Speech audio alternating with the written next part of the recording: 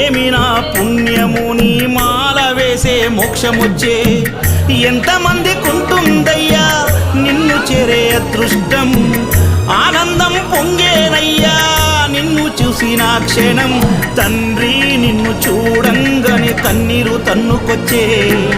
ఒక్కసారిగా నన్ను గన్న తల్లిదండ్రులు గుర్తుకొచ్చే చక్కని మల్లె జాజి పూల పరుపు వేసి బంగారు ఊయల గట్టి ఊయలు